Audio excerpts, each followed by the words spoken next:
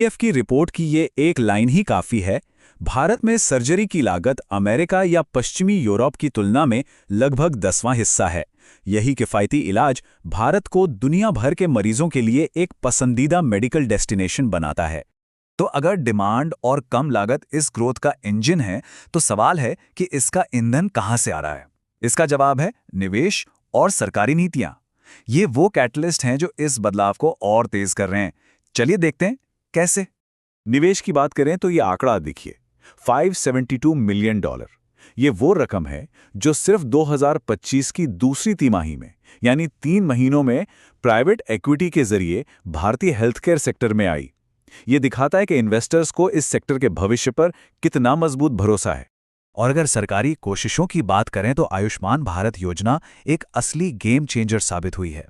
ये सरकार की वो फ्लैगशिप स्कीम है जिसका मकसद करोड़ों लोगों तक हेल्थ कवरेज पहुंचाना है।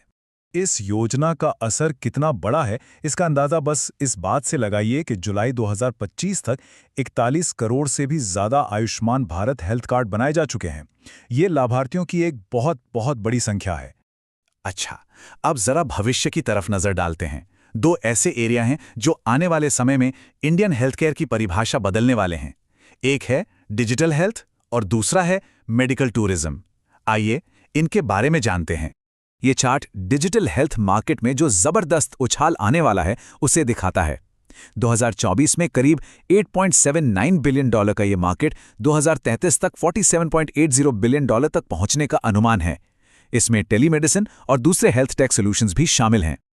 और ठीक इसी तरह मेडिकल टूरिज्म का बाजार भी बहुत तेजी से बढ़ रहा है। 2024 में $7.69 बिलियन से बढ़कर 2029 तक इसके $14.31 बिलियन तक पहुंचने का अनुमान है। ये भारत की ग्लोबल हेल्थकेयर डेस्टिनेशन के तौर पर पहचान को और भी मजबूत करता है। तो इस पूरी बातचीत का निचोड़ क्या है? भविष्य के लिए हम क्या अहम बातें निकाल सकते हैं? चलिए उन मुख्य ट्रेंड्स को संक्षेप में समझते हैं जो इस इंडस्ट्री का आने वाला रास्ता तय करेंगे। तो कुल मिलाकर भविष्य की तस्वीर बिल्कुल साफ है। हेल्थ केयर प्रोवाइडर्स से लेकर मेडिकल टेक्नोलॉजी तक हर सेगमेंट में मौके ही मौके हैं। लोग अब अपनी सेहत को लेकर ज्यादा जागरूक हो रहे हैं। हेल्थ इंश्योरेंस का दायरा भी लगातार बढ़ रहा है। और सबसे अच्छी बात यह है कि ये ग्रोथ अब सिर्फ बड़े शहरों तक ही सीमित नहीं रहने वाली। तो अंत में एक बड़ा सवाल छोड़ जाते हैं। इस जबरदस्त ग्रोथ को देखते हुए भारत को एक ऐसा ग्लोबल हेल्थ केयर हब बनने के लिए किन चुनौतियों से पार पाना होगा जो सभी के लिए हो, हर किसी की पहुंच में हो?